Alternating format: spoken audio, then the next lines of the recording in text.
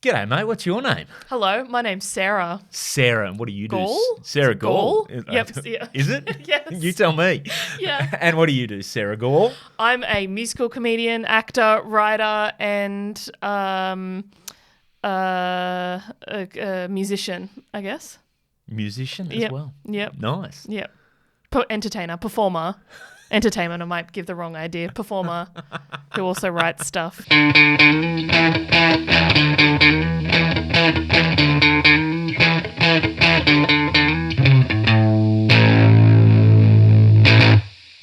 Hello, welcome back to another episode of Crowdworkcast. My name is Andrew Barnett. Got another great episode for you this week. My guest is Sarah Gaul, comedian, actress, musician, probably musician before actress. She would identify herself as all-round entertainer. She's one of those people who is what I'd call annoyingly talented. Now, full disclosure for this one, if you are watching it on YouTube, I'd forgotten to tell Sarah that I record this on camera as well as audio.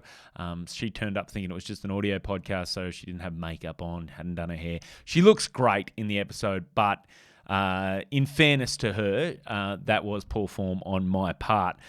So yeah, check us out on YouTube. Now, Sarah's great to see live, so please do go see her live. You can find all her dates on her Instagram, which is Empire of Gaul. So check that out. She's also got a movie that she stars in that's on Netflix. You'll hear us talk a little bit about that in the pod. That's called Hot Mess, so check that out on Netflix. And as she says, not suitable for kids, but a very good film anyway. If you'd like to come see me live, I've got a bit going on. This Wednesday, the 9th of November, I'll be at Canberra Comedy at the Transit Bar in the city in Canberra there. Then November 24 to 26, I'm in regional Queensland. The 24th of November, I'll be at the Jandaway Community Hall in Jandaway. 25th at the Tara Soldiers Club in Tara. And then the 26th of November, I'll be at the Miles Centre in Leichhardt. They should be fun gigs, so come out and check those out if you're in the area. December 9, I'm heading down to Thirroul. I'll be at Ryan's Hotel there on December 9. And then December 10, I'll be at Penrith Panthers hosting Christmas Crackers, which is a showcase for A-list comedy. And then the 16th of December, I'll be doing the same, but at the Juniors at Kingsford. They're all going to be great shows. So if you want to come along and see me and a bunch of other great acts live, please do get along. As always, just check my socials for dates and that sort of stuff. But that's enough rambling. Let's get on with the episode. I think you're fair enough to say entertainer. We've worked together plenty of times, and I'm always entertained. So, that's very nice. Thank you. So Ditto. I consider you likewise. Thank you very much. That's not why I gave the compliment, but I'll take one back. I do like a compliment. So you multi-talent. You're one of these people that when you're on a comedy lineup, I often look at you and wonder why you're doing stand-up, because you can do so many other things. Yes, because I remember, I was thinking about this before you came over. The first time I met you was at a room in Sydney. We were both doing just short sets, and I think it might have even been Chris Ryan who said to me, "Oh, that's Sarah. She's awesome. She's got a movie on Netflix." Oh God. That was the big thing. You'd come back from New York, you had a movie on Netflix. Yep. And you were, I don't know if you were new to the scene or you were new to the scene as I knew you. Yeah. Yeah. So many questions. First, let's start with the Netflix movie. What, how? Oh my God. Okay, so the movie, it's called Hot Mess. If you have watched it, I have watched it. I was gonna say I hope it wasn't with your kids, because it is very not a kids movie. So Hot Mess is the way I guess like the way the film came about is writer director Lucy Coleman, who's now one of my best friends and one of my favorite people to work with. Graduated film school. Yep. Got a master's. She's an amazingly qualified person. Anyway, so she wrote this film because after film school, a lot of people go ahead and do like attachments or internships and that sort of thing. And am I allowed to swear on this podcast? Yeah. And she's like, fuck it. I'm going to just make a movie for pittance and just produce a product. Anyway, so then she happened to see one of my Fringe shows, a Sydney Fringe show, came along to see it with a friend, and then afterwards was like, hey, this is weird, but I've written a movie and I'd really love you to be in it. And when a stranger approaches you about a movie, you're like, oh my God, like, is this an adult film? Like, what is going on? That's how so many people, like, that's the sort of the almost, and I don't take this the wrong way, that's the childish dream of how showbiz happens. Absolutely. Like, kid, I'm taking you to Hollywood. I'm going to make, she was smoking a cigar. She's like, I'm going to make you huge. And then I read the script and I loved the script. We met up for coffee. I realized she's legit. We have very similar voices, very similar values. And then I was like, I'd love to do this film. She's like, it's not paid. I'm like, I don't get paid for anything. So that's absolutely fine. You just saw me in a Fringe show. Yeah, exactly right. Yeah. I paid to do this. Yeah. Like, I literally paid to do this. It's like after school sports. And then we shot it. There was a lot of workshopping. So like we sort of made all the scenes sound authentic to me and to the other actors, which was a great process. And then we shot it in, I think, 2016. And the life of of sort of a non-studio film is very interesting. So we shot it in 2016. It was in post in 2017, meaning, it was in the editing suite, getting sort of music and everything added. 2018, it did the festival rounds. So we did a Seattle Film Festival, which was one of the coolest experiences of my life. Yeah. They really champion like very, very independent films. We did a festival in Perth and in Sydney. 2019, it came out on demand, which means that people can buy it off iTunes. Yep. That sort of thing to try and, recoup some of the costs, which makes sense. And then in 2020, we got an email that Netflix had picked it up, and it came out in, I want to say, October 2020, which was really, really cool. So it's not actually a Netflix-produced film, but they, in that year, and I think since, are really championing Australian content. And so they picked up our little film, and I believe it's still on there. That's exciting. It was very, very cool. And we, we made it for... in the end, I think the actual output was $3,000. Oh, wow. Everything was just $3,000. Yep, everything was volunteer. That we had these amazing professionals working on it, and they were just so kind and generous with their time, because we were kind of like, Lucy, who obviously did most of it, was kind of like, do you know anyone or whatever? And these people who are amazing at their job just sort of volunteered their time. And so the film looks and sounds really, really good. I was going to say, it looks... Yeah, which I think is really sort of what makes it stand out potentially. But it was just so funny. We're at the ACTors, which is the Australian Academy of Cinema and Television and something. Television like arts or something? Yeah, that oh God, I should know that. The actors. The actors. But we were there, and we got nominated for Best Indie Film. Or Best New Film or something like that. And the budget was like under $1 million. And all the other films in the category were like, they made this for pennies, for $900,000. And we're like, cool. And so that was just so funny being there with all these famous people with our little $3,000 film. Yeah, that's super impressive, $3,000. Because I don't think people realise how many steps there are in production of anything. Oh, absolutely. And just how much it all ends up costing, absolutely. all this stuff you'd never think of goes into it. So $3,000, and for it to look and sound like it does, that's one of the things you'll notice. Like, I noticed there's two things that always bump you from a film that I don't know that people always know why they're being bumped, but they go, oh, it just looks cheap or whatever. One is lighting. Yep, 100%. And the other is sound. Yep. When one of those things is off even just slightly, it just changes the whole feel of the absolutely value of the production. And we had access to really good gear because of the amazing sound people that we got in and the cinematographer. And I think what was really good about it was that everyone was at the same spot. So everyone was really amazing at their individual sort of area of specialty, so be it sound, lighting, whatnot, makeup included, but wanted a credit. So we all kind of got a credit out of this. Yeah. And so we all had something to show. This is your IMDb. This is your... Exactly right. Basically start of your resume to show this is for the next job and that sort of stuff. Yeah, for sure. Yeah, that's impressive. So let's go back then. Mm-hmm. So obviously you were discovered by Hollywood out of a Fringe show. So... let's go back. Where did you grow up? You grew up Newcastle way? No, I grew up in Muswellbrook, actually. Muswellbrook. Yeah. That was the other thing I was told. She's from Newcastle. Yeah, no, people always think, well, my parents live in Newcastle, and so obviously I'm back there quite a lot. But I've lived all over the place because I've studied sort of all over the place, like Melbourne, Canberra, Sydney mostly. But I grew up in Muswellbrook, which for anyone who doesn't know where that is, it's a small mining town. I think it's northwest. Does that sound right? Yep. Like 3 hours northwest of here. Or less since the expressway has been put in. Yeah, Hunter Expressway. Yeah, exactly. Not a bad road, that one. Yeah, exactly. No, it's very pleasant. That'll get you to wine country quick. Yeah, exactly right. Yeah, no, when people ask... It wasn't for the locals. No, exactly. When people ask where Muswellbrook is, I'm like, on the way to wine country, and they're like, got it. Yeah. That's where we stop for petrol. So I grew up there, and then when I was 15, I got a scholarship to boarding school in Sydney. Ooh, la-di-da. Ooh, la-di-da. But I was one of the scholarship kids, so not a full-blown member of the community.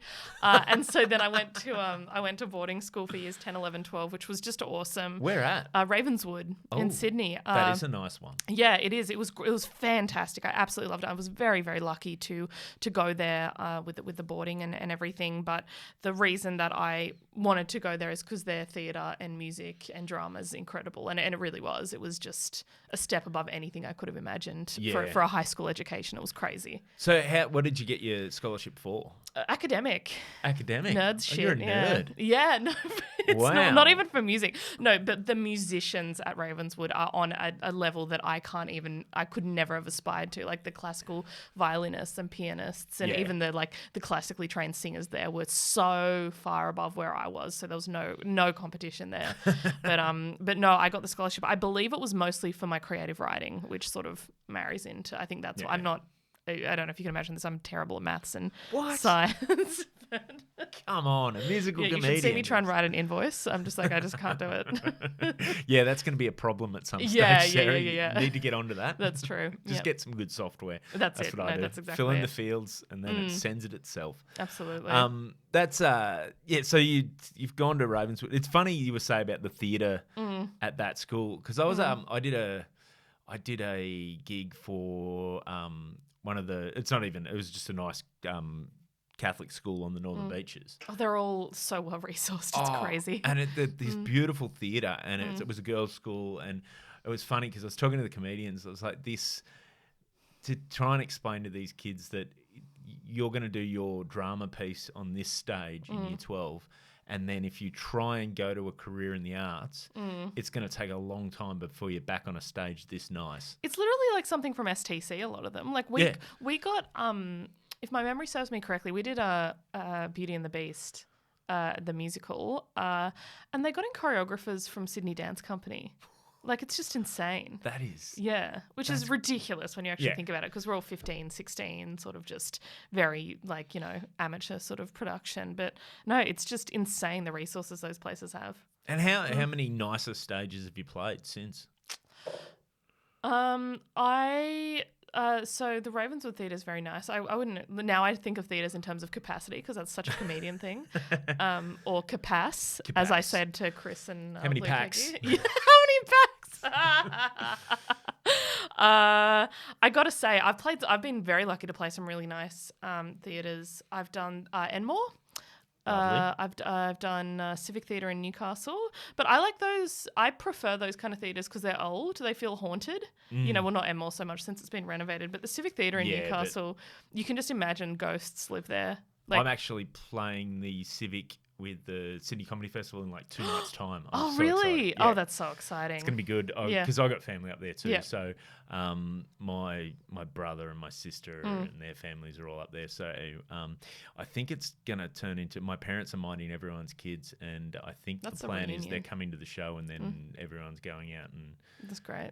Hitting the drink, which should probably be, since I'm the one who works the first part of the night, they'll be like, well, you're driving anyway. So I'm just going to end up driving. No, they'll give you a rider. Like if you're performing, I feel like your part's done and you don't need to drive. Yeah, no, my family someone aren't else see can that drive. way. Yeah. They're just going to go, you're not drinking the first part of the night anyway. Yeah. We're going to go to dinner and get drunk beforehand. I'm like, okay. Yeah, great, awesome. Yeah. Everyone's Ubering. It'll be fun. It'll be really good. Yeah, there's and the Enmore though, like you said, it's not old, but that Renault is pretty special. The Enmore's good. Actually, nerd alert, I don't think I've done the Enmore for comedy. I've done it for impro a lot. So I do improvisation. This is the thing. You are a bit of you're not a you. I want to know about your journey to stand-up comedy. In arts, we call it, I believe, a slashy. A slashy. So it's that's normally like a singer, actor, dancer. That's musical theatre. I am, for the record, not a dancer.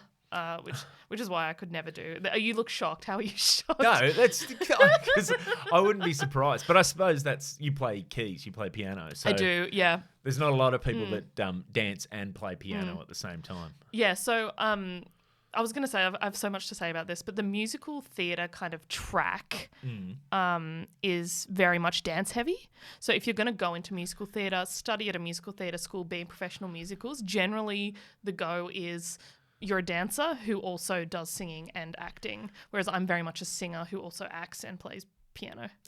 So so the traditional route in there is through chorus line, I suppose. Yeah, exactly is where you right. get your start, and then The first round of any musical theatre audition is always dance, which just knocks me out straight away. I want to sidestep my way into musical theatre if I ever get famous. Like, you know how they'll always have like a celebrity cameo playing like some side role? I want that role.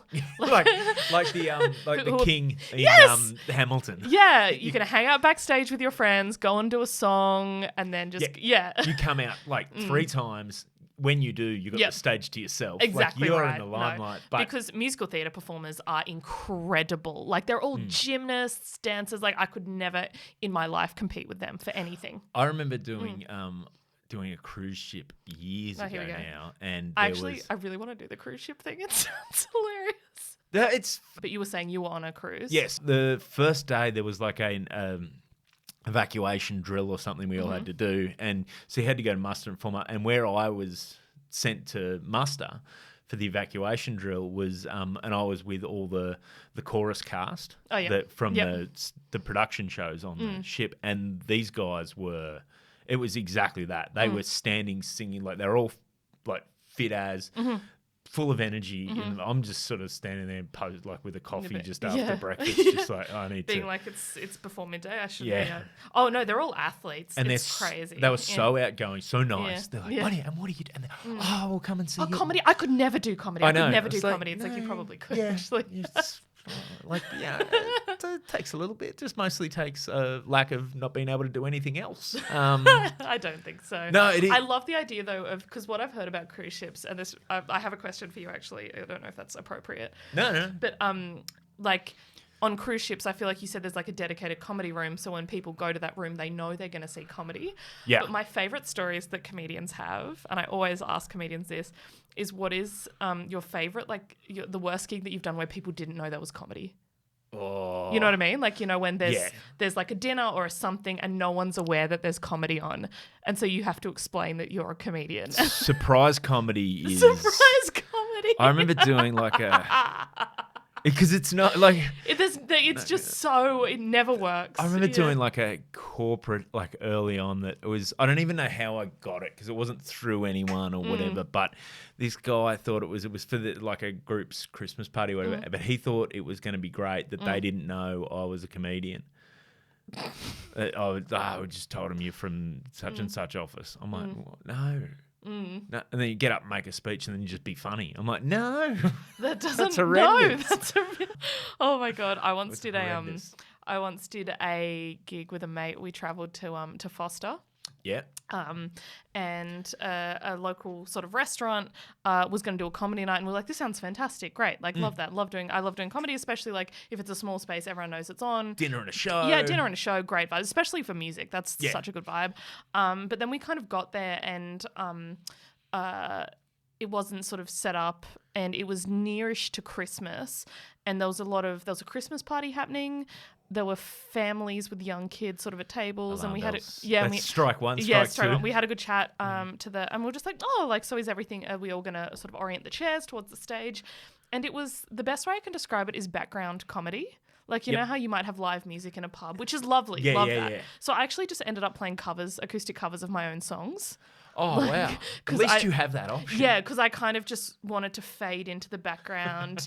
And there were kids sitting 2 meters away from it, and all my songs have sweary words in them, and I'm just like, I can't. It's daylight. They're just having their little, dinners, and I can't do that. And I've never wanted to get off stage more in my life. Oh, mate, I did a gig at Penrith Panthers years ago, and I'd done it and it was in a space and it was all right. And then we'd rock up this night and something had happened in the venue, like that space wasn't available. So they'd moved the comedy, but they'd moved it to where you would sit like a solo acoustic musician who's playing somewhat as background while people chat. Yeah. So it was basically, we were almost in a passageway. There was like a walkway, and at the end was where the stage was. Then you'd walk out, and then a walkway coming across in front of the stage. Oh, okay. And then to your left, there was a pond. And then on the other side of the pond were the outdoor pokies. Great. With people sitting with their back to you. Yep. Okay. And then on the other side of the walkway, then there was some audience seats set up. And then on this side, on the right side, there was another pond, and then more people sitting in a beer garden area down Good vibe. there. Yeah. Oh, it was. Yeah. And then at the back, a bunch of families with kids and stuff. And I'm So who are you actually playing to? Well, a couple of people that sat in that front thing, and then the people we really interrupted the night of the people who were just trying to have, because the sound, like they had the access to the sound, so the sound was everywhere in there. Yeah. And then occasionally you'd see, like, you'd glance over and you'd see someone playing the pokies just sort of looking around. Oh, yeah, good one. Go back to more chili. You want to elicit that response. You want someone to turn away from the pokies machine for a split second. Yeah, That's exactly. the dream audience. Exactly. I've done. There's so many, but that's part of. It's part of the fun. Part of comedy, especially if you're there with other comedians that you know. You can kind of just, you're in the trenches together. Exactly. Yeah. Exactly. So, which makes me wonder, because you have the skills, like you've improv, music, cabaret. Yeah, cabaret is sort of moved away from the cabaret thing. Like as delightful as it is, I consider cabaret more sort of I would consider myself a cabaret artist if I played other people's music, kind of thing. You know what I mean? So this is my question, like, because I'll throw the term around. Yeah. But I'm not 100% sure. Like, what makes cabaret as distinct to other? I don't know the official definition, so I'll probably butcher this. But for me, I consider cabaret more if you're playing covers or tributes. Yep. For example, if I was to do a Liza Minnelli tribute show, that's not. I wouldn't call that musical comedy. Please do. I would call that a cabaret. I would call it great. And I think it's okay. Well, we'll mark that down for Fringe next year. Yeah. But I also consider the vibe. So with musical comedy, I'm literally doing stand up between songs, and every song is intended to be comedic. Whereas I think cabaret is a little more open. And also cabaret has that sort of vaudeville vibe. Yes. Whereas I used to do that. Like when I first started, I used to sort of play just cabaret venues, do some songs that weren't comedy, throw a couple of covers in there. And now I'm like, no, I just want to be in comedy spaces, just doing comedy. So what is it? Okay, you leave school. What was the dream or the goal, or what were you embarking on? I wanted to be a lawyer. I studied law. Yeah, I went down to Canberra and studied law. I knew I always wanted to perform, but I thought I had a really amazing legal studies teacher who I just to this day adore, and she really inspired me to study law. And she's like, through that you can sort of make a difference. And I'm like, great. And so I studied law, got in down at ANU. Lived there, studied there for a year, loved it, really loved law. But in the background, I always had this niggling thing that I wanted to be a performer. So I thought I'll just keep trying out for the acting schools while I'm here. It costs $20 or something. No harm, no foul. And then if I don't get in, that's a sign. Yep. And so I auditioned for acting school, didn't get in, went to law school, very happy. End of law school, I was like, I'll just give it one more go. And then I got into VCA in Melbourne. Victorian College of the Arts, and thousands of people auditioned for these things, and 20 of us got in. Oh wow! And I can say with all honesty, I don't know why I got in. Because I'm not, I'm not an actor's actor. But I mean, obviously they saw something that they liked, and so one of the moments of my life that I remember the most was waiting for that. I didn't know how it was going to come through. I got all the way through to the callbacks, final stage. Everything went well, did some improv, all great. This was at a side room at Sydney Theatre Company. I remember it so vividly. And then they're like, we're going to let you know in the next 3 weeks. And I'm like, that's great for my anxiety, you know. Just enjoy 3 weeks. Yeah. Every time the phone rings. Yeah, exactly. And I didn't know how it was going to come through. And then in the end, someone else I knew that auditioned got their rejection. And I'm like, I haven't heard anything. And then I checked I'm just like, Mum, has there been any mail? I haven't got any phone calls. And then I checked my spam folder and there it was. It was a very clinical university thing. It was like, you've been accepted into this course. Yeah, blah, blah, blah. And I just started crying. I was like, oh my God, like this is what I'm meant to be doing. And then so I did my year of law and then I moved to Melbourne, obviously for VCA, and I loved it at first. And then I quickly understood that I'm not meant to be a serious theatre actor because it's like the musical theatre thing. Like there are people for whom that's their entire passion and they're amazing at it. And I'm like, that's not me. That's not, it's like law. There were people for whom law was their entire passion. I have friends who are really high up in various, law firms and policy and government now. But I just didn't enjoy the really nitty gritty acting sort of things because I couldn't take it seriously. Yeah. Because I'm inherently like not a Chekhovian, Shakespearean, can you believe it sort of actor. And so a year and a half into acting school, I dropped out because that same year I had started writing comedy songs. This is 2011. And then there was a big opening gala at VCA and they invited acts to perform, whatever. Yep. And I'd written these songs over the summer holidays because I tried to be a real singer-songwriter. Like I tried to write genuine songs, couldn't, and then came up with these few little comedy songs. And I was sort of like, okay, right, maybe I'll perform there. Just try them because it's low stakes. Everyone's drunk. It's a uni function. Yeah. And it was at this. I remember this was another one of those moments. It was at this like upstairs in this sort of dirty bar, and they'd set it all up, and there were lights, and there was I'd borrowed someone. I didn't own a keyboard down in Melbourne, so I borrowed someone's keyboard. And I did these 3 songs, and I got a standing ovation, and people like chanting my name. Shit. To be fair, they were drunk theatre kids, so like like easiest audience ever. But I was like, all right, this is what I'm like. This is it. And then I around that time had discovered Tim Minchin, the obviously very gifted pianist. He's an amazing classical pianist. Writer of Matilda, just an amazing sort of guy who obviously started out as a musical comedian. And so I then Googled how did Tim Minchin get his start, and he did his first show at a little cabaret bar in South Melbourne. So a year later I did my first show there. Oh, wow. Yeah. That's so you started in that little cabaret bar. Yep. How long before you were going and getting on comedy bills? Well, interestingly, I did that for so that was 2012. So 13, 14, 15, 16. I then wanted to get a degree. So then, and all my family's in Newcastle and all my friends are in Sydney because that's where I went to school and whatnot. So I actually moved back up, got my arts degree at Sydney Uni. While I was there, I did improv and I did comedy loosely, not in any way professionally, little comedy nights at uni and stuff. And I was lucky enough to do shows with, like the likes of like Aaron Chen and Steen Raskopoulos. They were all sort of around. Obviously, Aaron's like a comedy god now. And Steen's kicking ass in the UK. Yeah. Also, the nicest people ever. Yeah. Like, so nice. But then I didn't think I wanted to be a comedian. I didn't really know.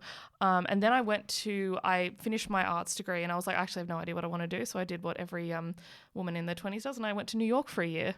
Why not? Yeah, exactly. So I got the J1 visa, which is only eligible, you're only eligible for it a year after uni. Yep. Like within 12 months. So I applied, I got it, I went, and I started doing comedy quite seriously over there. So I had a day job and then I'd have a keyboard and I would just carry it around to comedy venues. Oh, wow. And I endeared myself to a lot of really good comedy venues over there because I was female Australian and musical. So it was sort of like, you were a perfect addition to any lineup. Oh, sorry, we've already got 3 female Australian musicians. Yeah, exactly. Yeah. But I mean, it wasn't without its challenges. Like I totally had some bombs, and my first gig there actually was what I thought was an open mic night was actually a beat poetry night. So wow. So I read that all wrong, but that's awesome. Then that would have been so good. Oh, I absolutely ate it there. I would have loved to have watched that. Yeah, people were clicking, and I'm like, oh no, like what have I done? But then, I started playing at like Eastville. I played at Gotham. That was a really amazing moment, the Jerry Seinfeld place. And these are all like, it's not hard to get on there. It's hard to do well there. Like, because to get on at a lot of these places, they have what's called bringer rooms. Yep. So you need to bring anywhere between like 2 and 8 people, and then you get on.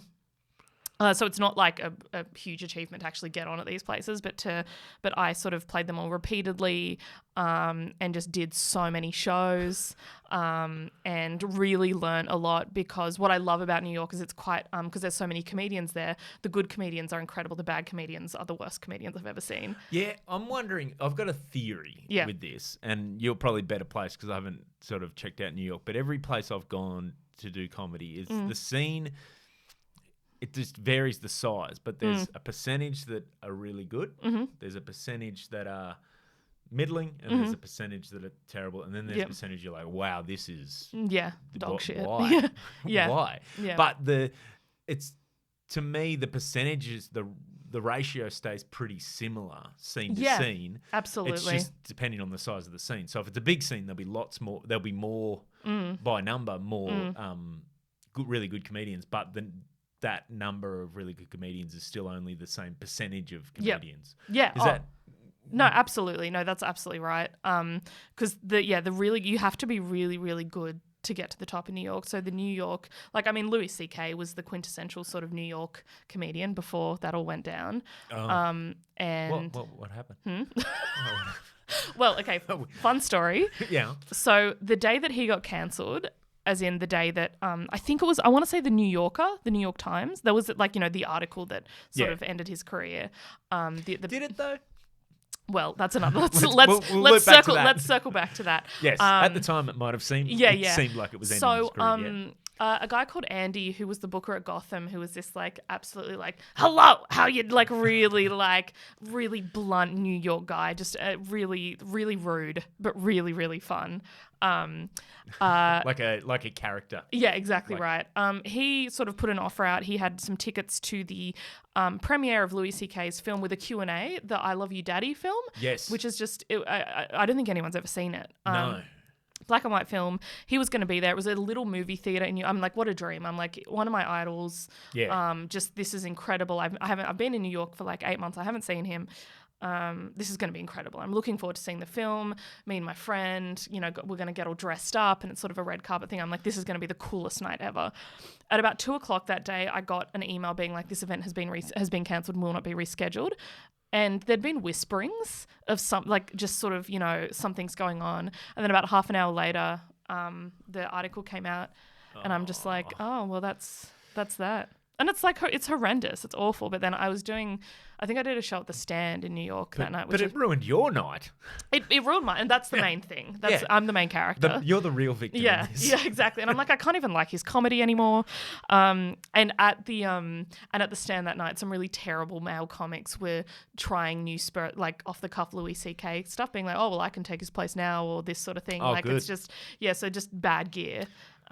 Just really cringe stuff. But now he's I call it the Louis C.K. 9 months. He sort of went into hibernation in Europe, got himself a hot French girlfriend for 9 months, and then sort of started releasing stuff on his website. And he has a huge fan base. He's selling out everywhere he goes. Well, so that was, and it ruined your night. It certainly ruined my night, which is the most important thing. That's the real tragedy. So I just remember the email. I wonder if I still have it. It's just no body, just subject, all caps. This event has been cancelled, will not be rescheduled. So and I was like something's going down. Yeah, something's going down. Yeah. That's someone who's too disgusted to even write anything in the body. Yeah, and doesn't want to get any follow-ups. Yeah. Like you can't reply being like, hey, what happened? Yeah. So New York, so what year are we talking there? 17, 18. Like sort of half, like June to June. And then back home. And then I came back, and I lived with my parents for a little bit just to sort of, because it was very, I don't think I allowed myself to think at the time just how stressful it is, because I was working full time and then going to comedy gigs. There's never like a down moment. There's never sort of a quiet moment in somewhere like that. So I had a bit of recuperation, and then I started playing some gigs around Newcastle, and one of the local Newcastle bookers there, Andrew Milos, saw me, and gave me my first paid gig. Oh, really? Like, like really like not like 5 minutes, sort of a bit of cash sort of thing. But that was sort of when I was like, oh, this actually could be a thing. And then he started introducing me to comics that I really admire, like the, Luke Heggies of the world, just really kind, impressive people who, to my... Sorry, Luke Heggie. Yeah. Really? Yeah. Are we about to get a scoop? Are we about to get a scoop? No, I love Luke. He's a good man. Oh, he's the best. But I just remember meeting him and I would never say this to his face, but him sort of treating me like a fellow comic. You know what I mean? Like and there's no hierarchy. He's just like, oh, you also do comedy. And I was just blown away by that. And then I met so many other really wonderful, welcoming comics. You're about to say something shitty about Luke. No, not at all. I was going to say that's, I don't think, Luke's the kind of guy who wouldn't even realize. I don't think sometimes within the scene, like Luke, like when people meet, guy like Luke or whatever. And it's always nice when you work with a comedian who you've seen before you did comedy and you've always liked their work. And then when you get that moment where you work with them and they're just like, oh yeah, we're just another comic. I remember getting that with comedians, when I started and having that sort of almost acceptance. It means a massive deal. Oh, I was floored by it. I remember... It was I was doing, I think it was like 5 minutes on a a classic Newcastle sort of lineup, and just and even like Becky Lucas and stuff back then, just all so nice and so kind and so welcoming, and that made a massive difference to me, because I think it would have been a lot, if I'd had a different experience, it would have been a lot sort of harder to get in. And then once you obviously, as once you do comedy, you see the same people around the tracks, and you sort of become friends or colleagues with people. But I just remember those few first gigs where I met these amazing comedians who were really nice to me, and then I started thinking of comedy as an actual possibility.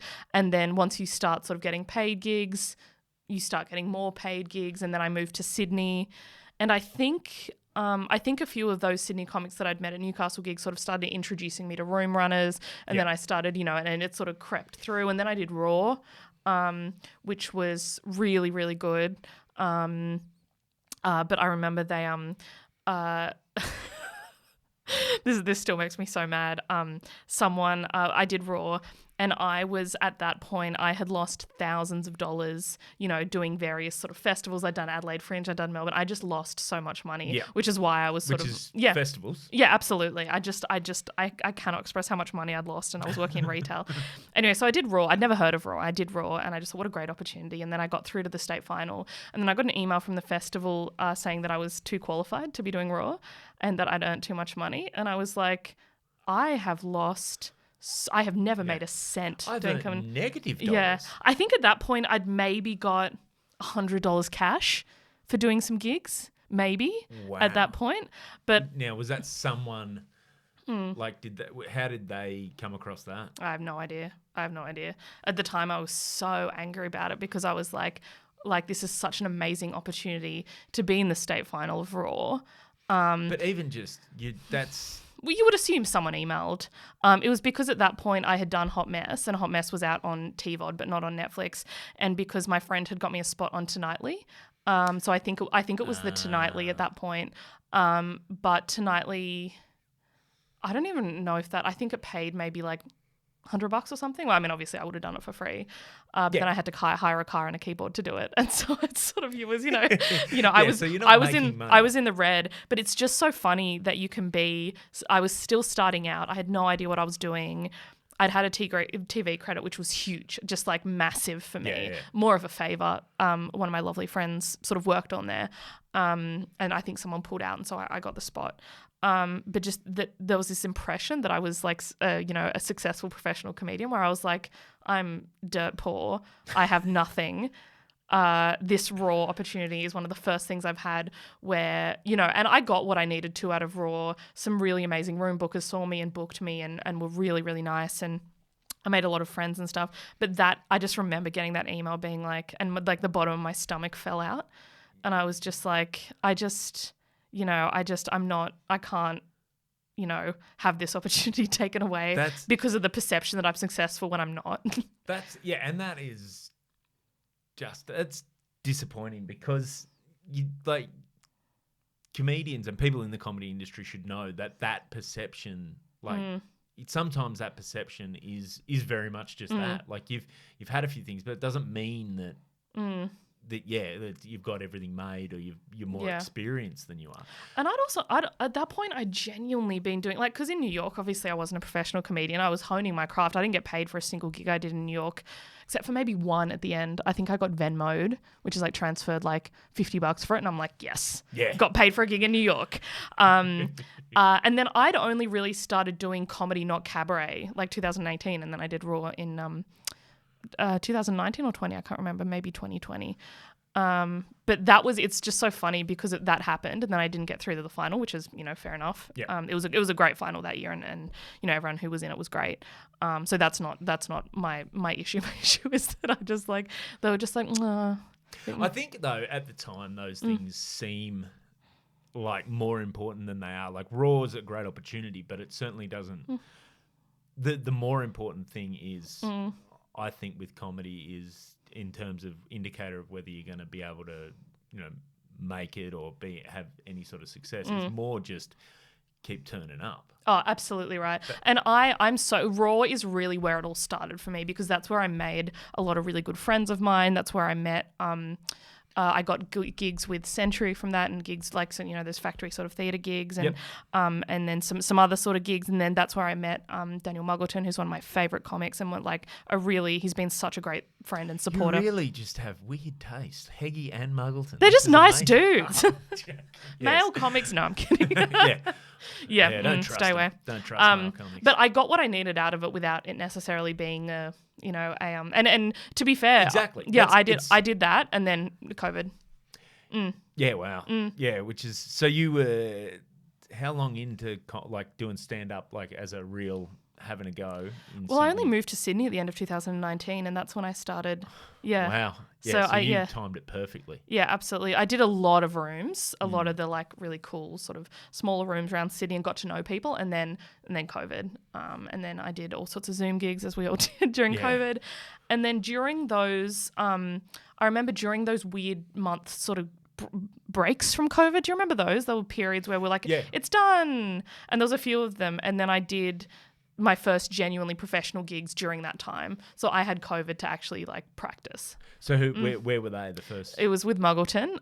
It was at Potts Point. Yep. It was himself and me and I can't remember someone else. But I'd really prepared, I'd really rehearsed for it and prepared for it down to the last second. And I was so nervous for it. But yeah, I'd done sort of bits and bobs before then, but I remember that was when I started to get taken seriously as a professional comic. And then from there, it's just been a ride. There's been really great gigs and there's been surprise comedy and, the galas and the tours that we've done. And, it's just been, it's been wild. It is a fun job. It is. It is just such so a fun. Yeah. And I think that's the key. For me anyway, for my sanity, I think I remember I was talking to someone recently I hadn't bumped into in a while and it just sort of popped out. Ben Elwood? Yeah. So I bumped into Ben and we haven't seen each other in a while and he goes, "How are you, man?" I said, "Really good." I said, "As long as I don't think too far ahead." And it sort of just fell out and I was like, "Oh, that is actually as long as I'm just okay, just gig now. Don't think too far ahead or, am I going to, is this going to go into something? Is this going to build into something?" When you don't think about too far ahead like that for me and I just enjoy the work. Yeah.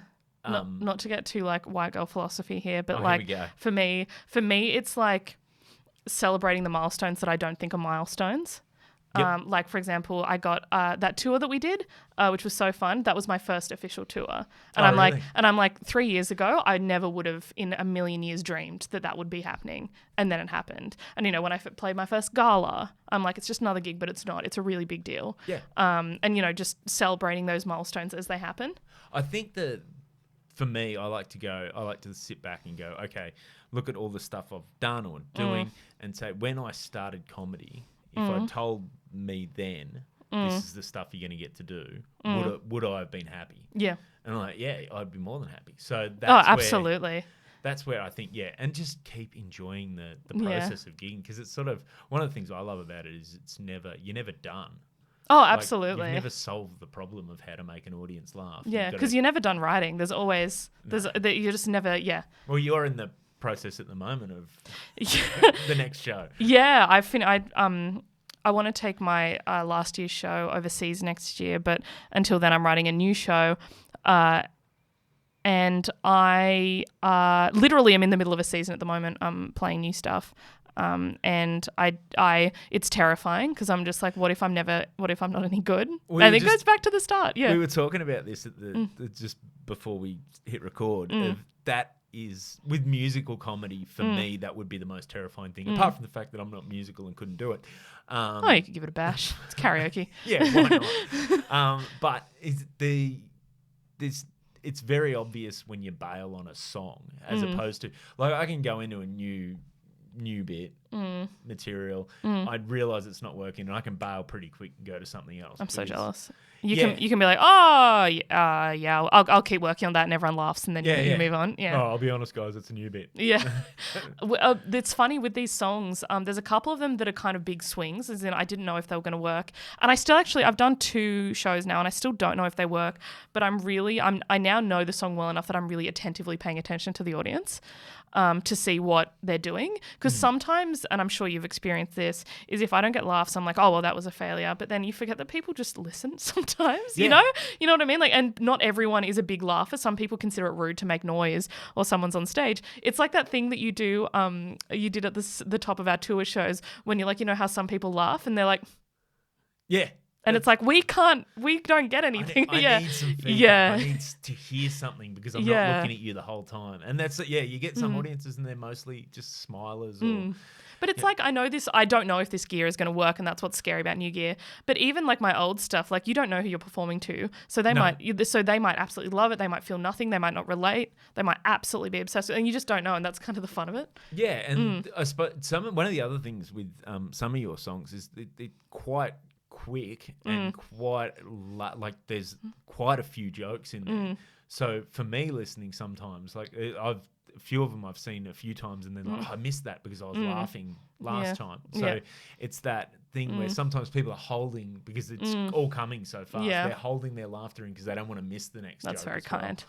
So it does fascinate me. The musical comedy fascinates me because it does get it gets a bit of a rough go with some comedians. Like you get it's very easy. I've discovered as I get older, I've realized it's easy to be reductive about just about anything. Oh yeah, like prop comics or magicians. Yeah, it's just like you're just a magic trick. Yeah, mate, they put quite a bit of work into that. It mightn't be. It's like, you give it a go. Yeah, it mightn't be for you, but it is. Yeah, like, it works and it entertains people, and that's where the other thing I'm like, well, maybe I'm just not the target audience when I don't like stuff. Yeah, exactly. Exactly. And musical comedy as well. It's absolutely not for everyone. If you've got someone who isn't necessarily into that sort of comedy, I find it fun to try and bring them around to it and be like, hey, it's actually like it can be kind of cool. To be honest, it's like anything though. It's when it's done poorly. It's horrendous. Yeah. When it's done really well. Oh god, and it does get done poorly, just like everything. Like, and it's just and that there's like 2.5 minutes of a song left, and you're like, it's the big swing of doing musical comedy. But I also think too, the comics that bag on it often, I'm like, well, if that was an option for you, would you take it? Because I know if it was an option for me, I'd probably have a few songs or something. But I'm just not. That's not a club in my golf bag of jokes. Like I just don't. I can't do that one. So I just got to stick with what I do. Well, that's why I'm so impressed by stand-ups. Because I'm just like, how do you remember an hour? You know what I mean? Like, and it's just like, sometimes, God, I wish I was a stand-up, because lugging my gear around and like, you know, showing up early and sound checking, sometimes I'm like, oh, but then I'm just like, it's what I love doing. You know, like the joy of comedy for me is in the music. Yeah. And I think it was Muggleton again to bring him up. I'm editing that out, by the way. Yeah, great. Yeah. Oh, can you edit it so it just sounds like I'm bagging on all these people? Yeah. Yeah, like Sarah Gaul says what she really thinks. And No, it's I'm just going to put someone else's name in there. Yeah, great. Someone's semi-cancelled, like Yeah. Louis C.K. Be like, yeah, as Louis once said to me. I sort of wrote because their company Running Joke produced my festival last year, which was so good, my festival run. And as such, I did some trial shows that were like, you know, an hour and a half long. And I wrote a lot of stand-up into those shows. And then Muggleton just very aptly was like, why do you leave the piano? You know, he was like, you're so good at what you do and you obviously love doing it. Don't feel like you need to do anything. Like, I'm paraphrasing him. And I'm like, I'm just like, I felt like I should do stand-up. And he's just like, just do exactly, you know, write the exact show that you want to perform. Exactly. You know, and I was like, and that released me from ever having to feel like I need to do anything other than musical comedy. And that's the other thing too, is like that might come from a place where you think, oh, if I'm doing stand-up, I have to go do it like other people. There's no rules for how it's done. And there's no, like, the other thing is the comedians aren't the audience.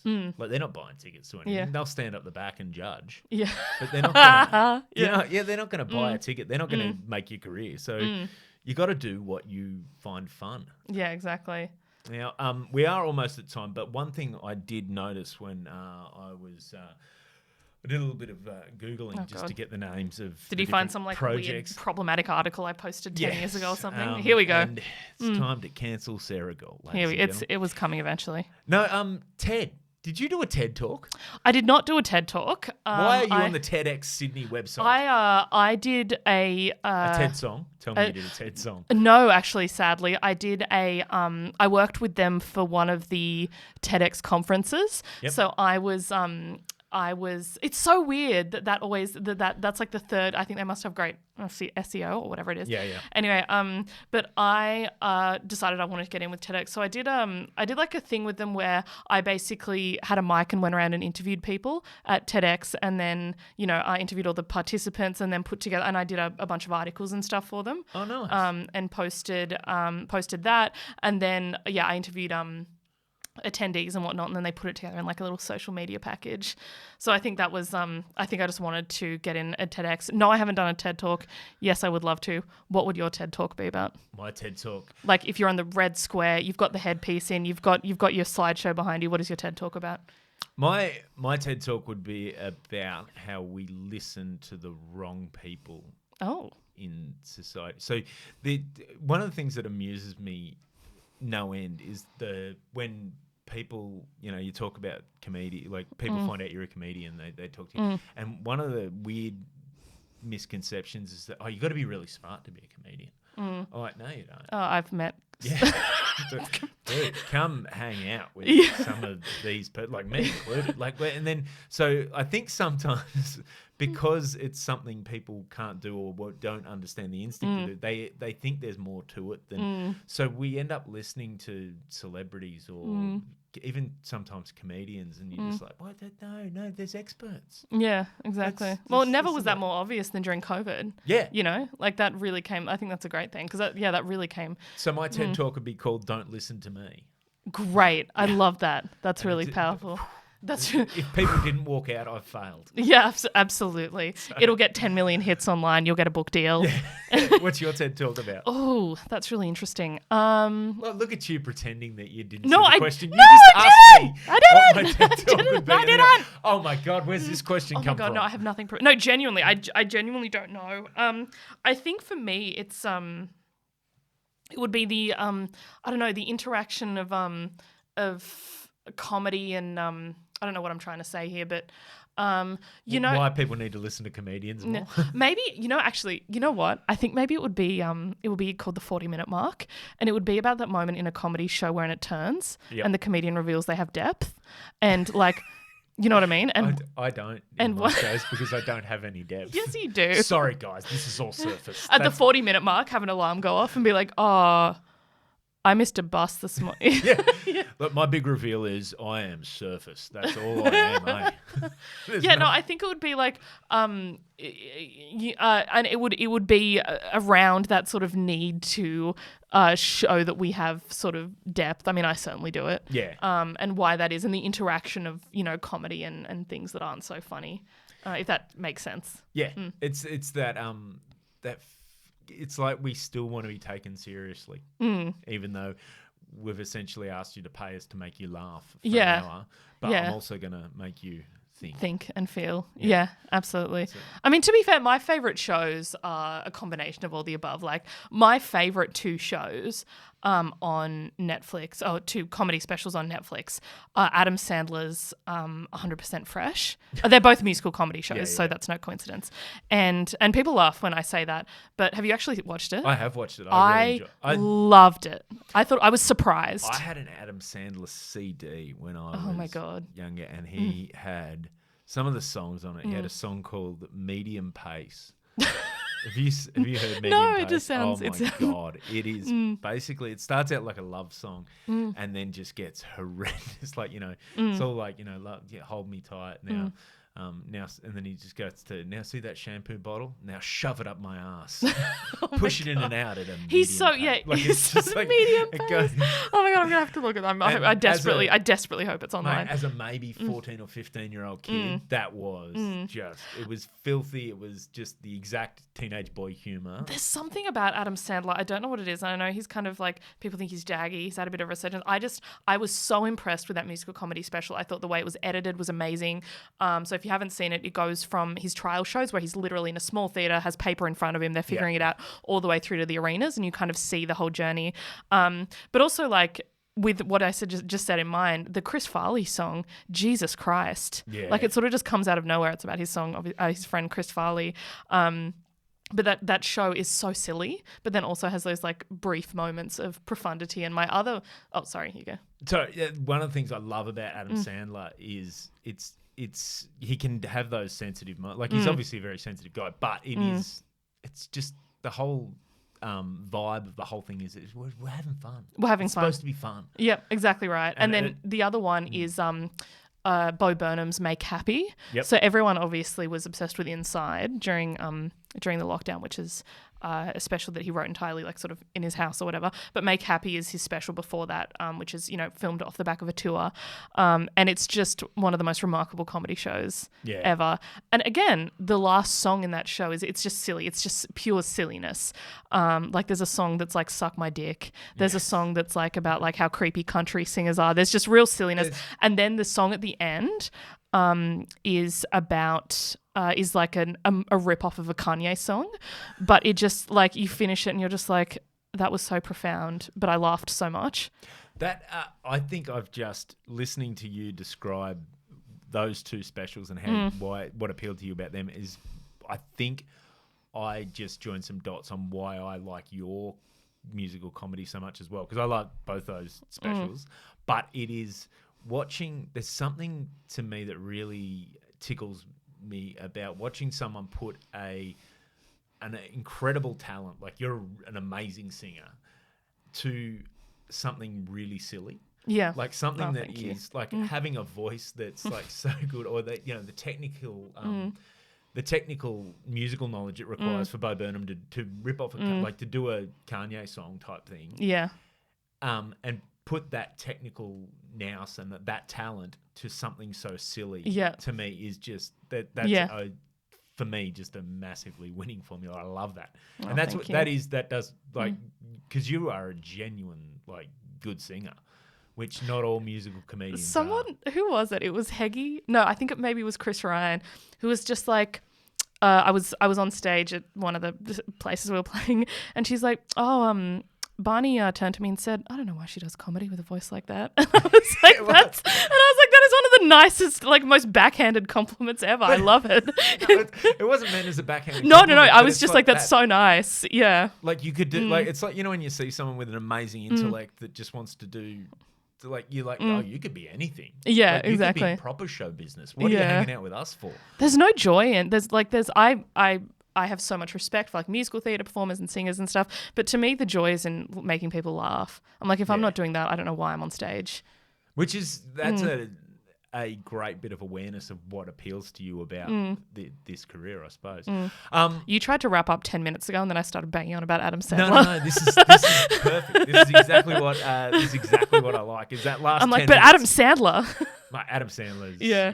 I'm gonna dig up that song for you at some stage. Oh, also, sorry. Have you watched any of his recent movies? Because he's having we're in the era of Sandler. Did you watch that basketball one? Yes. Oh God, he's good. Yeah. I just think he's such an incredible person. Yeah, I want his career. He has, and this sounds wanky, but he has this. He plays vulnerable really That's well. what it is. You just want to hug him. Yeah. Like even during his special, like when he was playing his guitar song, the Chris Farley song, I was like, I just want to hug him. Yeah. It's a guy. He leaves his heart on his sleeve. He just puts it all out there. Yeah, which is I think there's that childlike. It's a similar place where his sense of fun comes from. It's almost like you're hanging out with a full-grown kid. And that's what it is. That's the fun of it. And that's why those sort of people are so appealing to you, I suppose. Absolutely. So, mate, thank you very much for doing this. Now, before we wrap up, just look down the camera, or if people are listening, which I don't think anyone listens. I also need everyone to know that I didn't know I was going to be on camera, so I look that's my fault. I look like a before picture. Just let everyone know where they can find you online and anything else you've got to plug. And you can find me on Instagram at Empire of Gaul. My last name is Gaul, Gaul. On Facebook at Sarah Gaulness, or if you want to sign up to my mailing list or find out about shows at sarahgaul.com. That is Gaul, Gaul. Excellent. Thank you very much, Sarah. Thanks for doing this. Thank you for having me. It's been a real pleasure. We'll catch you next time. Yay! That was awesome. That was Thank great. you.